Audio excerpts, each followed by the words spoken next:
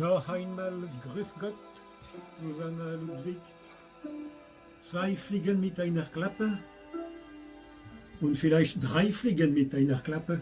D'une pierre deux coups, d'une pierre trois coups. Trois mouches dans un clap. Voilà, je tombe sur le livre, vraiment, j'ai le moins de bouquins possible, tu me connais. Eh bien, celui-là me tombe quasiment sous les yeux. La flamme et la cendre. Catherine Pesy, Paul Valéry, les lettres qui ont été sauvées de la destruction, qui ont été sauvées des flammes. Correspondance réunie par Laurence Joseph. Et, crois-le si tu veux, je l'ouvre à la page du 30 octobre 1920. Il n'en est pas fait mention, mais le 30 octobre 1920, c'est le jour où Paul Valéry a 49 ans. Elle écrit, cette Catherine, elle écrit à Paul Valéry à sa façon inimitable, à la fois érudite, à la fois percutante, fine, variée, très diverse. Toutes les intelligences, toutes les éruditions, toutes les fantaisies, tous les coups, toute la virulence, toute la méchanceté, toute l'intelligence, toute la finesse, la tendresse, tout le côté charnel, sensible, intellectuel. Vraiment remarquable. Bref, je te parle de ça parce que Orphée, il est beaucoup question de Orphée dans cette lettre du 20 octobre 1920. Voilà ce que dit Catherine à Paul.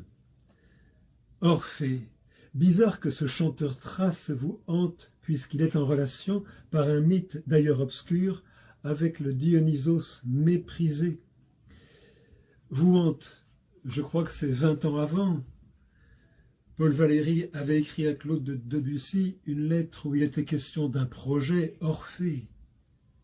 Voyez-vous quelque chose dans ce sens? Oh, je n'ai plus sa lettre en tête, mais ça me reviendrait. Debussy n'avait pas répondu, n'avait pas voulu collaborer sur ce projet. Il y reviendra plus tard avec Victor Ségalen, un Orphée roi, mais ça ne s'est pas fait non plus. J'en reviens à ce que Catherine écrit à Paul.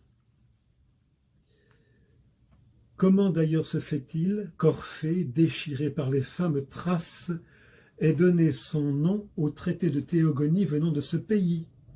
Reinhard disait que ces confusions sont fréquentes. Savez-vous que certains brandissent? Alors, je l'avais fait moi-même. Je vois que Catherine Pesy a consulté tout ce qu'elle pouvait trouver en son temps d'exégèse, d'études sur le mythe d'Orphée et sur tout ce que les savants ont pu en tirer. Donc Brandis regarde ces théogonies comme beaucoup plus anciennes que la première philosophie ionienne du 7e, 6e siècle. Quant à Grotte, donc on nous dit que Grotte, Histoire de la Grèce, 19 volumes, que j'ai là en 19 volumes et que je rouvre pour vous. Il range les fragments d'Orphée peu avant qu'Onomacrite, sous Pisistrate, les ait rassemblés, c'est-à-dire entre 610 et 510. Hérodote croyait que les disciplines orphiques, interdiction, chair, animaux, interdiction, vêtements de laine, etc., venaient d'Égypte. Ce que j'aime en tout cas, c'est que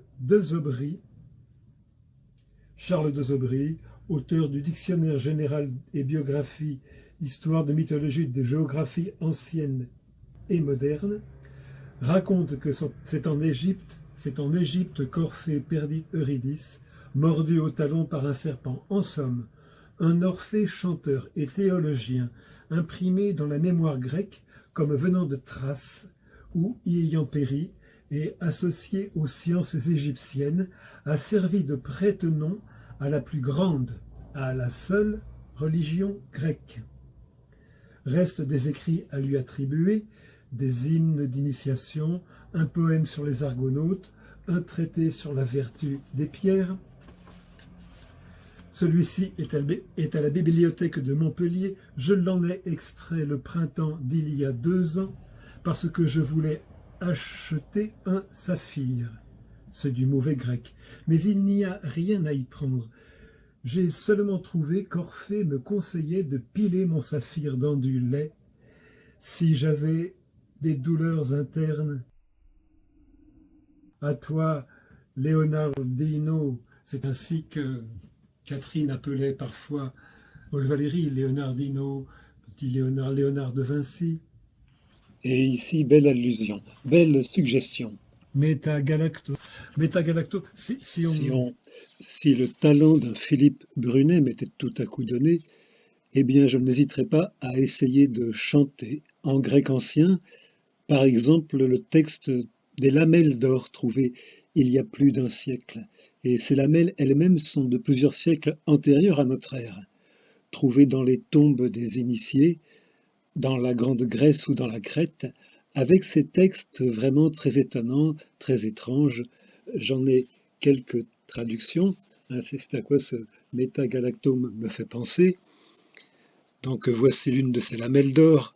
Pur, je viens d'entre les purs, ô reine des enfers, je m'enfonçai dans le giron de la déesse reine souterraine, puis je déboulai de la couronne désirée de mes pieds véloces, j'abrège, bienheureux et triomphant, tu seras Dieu et non plus mortel. Alors donc, ce métagalacto de Catherine Pozzi avec du lait, eh bien je le rattache au fameux, je me risque à déchiffrer le grec, Eriphos égale épéton, pardon aux puristes et aux spécialistes de la langue, chevreau, je suis tombé dans le lait. Et je pense aussi au kukéon, au cicéon, la boisson, la nourriture plutôt, qui présidait à ces cérémonies, au mystère d'Éleusis, et puis à l'épi de blé moissonné qui était élevé en silence, qui n'est pas sans rappeler l'élévation de l'hostie. J'ai vu ça d'ailleurs assez récemment à la messe catholique. Cette monstration correspond à ce qu'on appelle en grec l'époptéia. Dans les 3 phases du rituel initiatique, on a toujours à la fin le stade ultime, c'est l'anabase, la montée de l'esprit. L'époptéia, c'est la révélation, mais d'abord l'épreuve, en l'occurrence la descente, c'est le katabasis, la catabase grecque, la descente, l'action de descendre. Je descends. Depuis 30 ans que j'essaye d'entrer dans cette histoire d'Orphée, de la creuser à coups d'alexandrin, eh bien voilà quelque temps je me trouve en Sicile, à ce qu'on appelle le nombril de la Sicile, non loin de la ville de Enna, là où l'on dit que la terre s'est entr'ouverte et que Hadès est sorti pour enlever Perséphone et l'emmener avec lui régner sur les ombres. Et pour me détendre de ce patient travail d'Orphée, voici quelques vers, quelques alexandrins que je fais sur place. Je descends. Je descends jusqu'à n'être personne, jusqu'à n'être plus rien, sans retour ni merci. Je descends ces chemins qu'ouvre grand Perséphone, aux moissons que la mort et l'amour font ainsi. Quels secrets entre nous, quels secrets je sais taire, moi qui porte en mon sein tous les spectres. Bon, on va le refaire tout à l'heure, on va le refaire mieux, avec une énergie mieux adaptée au sujet. On revient. Donc, chevreau, Je suis tombé dans le lait. métagalacto. Ceux qui connaissent un peu les mythes orphiques verront l'allusion. Il y a trop de choses, c'est trop riche.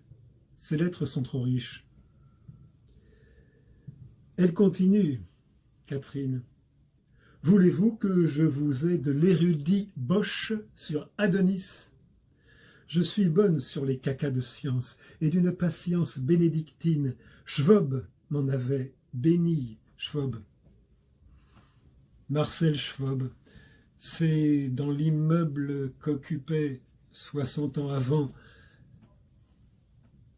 Marcel Schwob. Et là, évidemment, je suis arrêté à plusieurs titres. puisque dans cet immeuble où j'ai découvert que 60 ans avant, Marcel Schwob et sa compagne habitaient, c'est là où de ma vie j'ai pris mes toutes premières leçons de piano. Marcel Schwob était un grand érudit, un grand ami de Paul Valéry, et celle qui partageait sa vie, eh bien Stéphane Mallarmé et Paul Valéry s'accordaient pour trouver en elle la meilleure diseuse de vers qui fût au monde. Comme j'ai mis en scène Hérodiade de Mallarmé, eh bien on comprendra que le nom de cette dame m'étonne beaucoup. Il s'agit de Marguerite. Marguerite Moreno. Marcel Schwob et Marguerite Moreno, sa compagne, celle qui avait demandé à Stéphane Mallarmé de terminer Hérodiade. Donc Schwob m'en avait béni. Schwob avait béni Catherine Pozzi pour sa patience. Pas croire que Zagreus Dionysos adverse d'Apollon. Oui, l'opposition n'est pas tranchée comme on le dit souvent très simplement. Ce n'est pas une attaque contre Nietzsche, mais quand même. Sanctuaire tombeau de Dionysos sous rocher de Python, ça vous le saviez, fils du dieu. Et elle continue, je vais continuer grotte, et puis il faut reprendre Euripide pour quitter tout à fait les gens, les choses. Et le chameau du Turkestan, c'est une amie de la grand-mère, ou je ne sais plus, c'est quelqu'un en rapport avec la grand-mère de Catherine Pozzi. J'ai essayé de vérifier. Apparemment, il s'agit de la sœur de la grand-mère de Catherine Pozzi, Casalis, et j'ai vérifié aussi, c'est bien apparenté à Henri Casalis, un poète. On gravite encore autour de Stéphane Mallarmé. Le chameau du Turkestan qui vient de déjeuner. Et m'apporter du sucre Montpellier très amer. Une dame Casalis qui était une dominicaine et à qui Catherine reprochait de bouffer des hosties. C'est Catherine Pozzi. Voilà. Alors sur Orphée, eh bien, j'étais en Sicile, du côté de Enna, qu'on appelle. Tu l'as déjà dit, tu te trouves au cœur de la Sicile, et comme par délassement de 3 décennies de travail toujours pas achevé d'ailleurs sur un Orphée, tu as eu l'inspiration de quelques vers, une douzaine, qui illustrent cette catabasis, cette catabase, je descends. Orfica, c'est l'orthographe italienne, donc peut-être parce que tu es à Enna, peut-être parce que Pozzi est un nom d'origine corse italienne. D'ailleurs, Valéry est lui-même d'origine corse et italienne. Une autre curieuse coïncidence.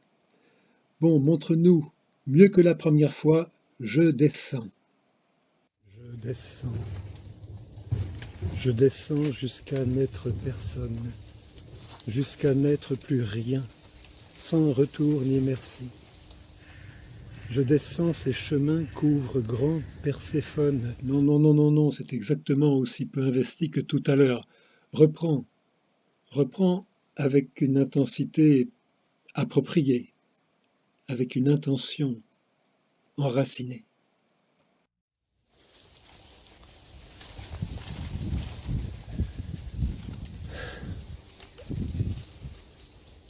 Je descends. C'est mieux. Je descends jusqu'à n'être personne, jusqu'à n'être plus rien, sans retour ni merci. Je descends ces chemins qu'ouvre grand Perséphone. Ne lâche pas. Aux moissons que la mort et l'amour font ainsi. Continue, enracine-toi, enracine. Quels secrets entre nous, quels secrets je sais taire, moi qui porte en mon sein tous les spectres d'ici. Sostenuto molto. Déméter et Corée sont au cœur du mystère. L'île entière est la pierre et la chair du récit. Bene, bois. J'y descends jusqu'à vous. Je descends dessous terre. ces chemins que je sais sans espoir de retour.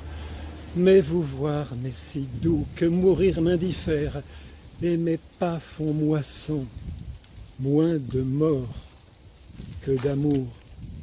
Eh ben, tu vois, c'est pas mal, tu y arrives. Faut juste te pousser un peu, hein. Oh, il est vexé. Reviens. Reviens. Bon, je dis un mot de Laurence Joseph, et puis on y va. La flamme et la cendre, Laurence Joseph m'a écrit une chose bien gentille. Il me dit, votre généreux accueil de mon travail. Allez, je le dis, c'est flatteur pour moi. Peu de lecteurs sont aussi bien armés que vous, je le vois, pour apprécier les enjeux et la portée de cette correspondance. C'est gentil. C'est vrai.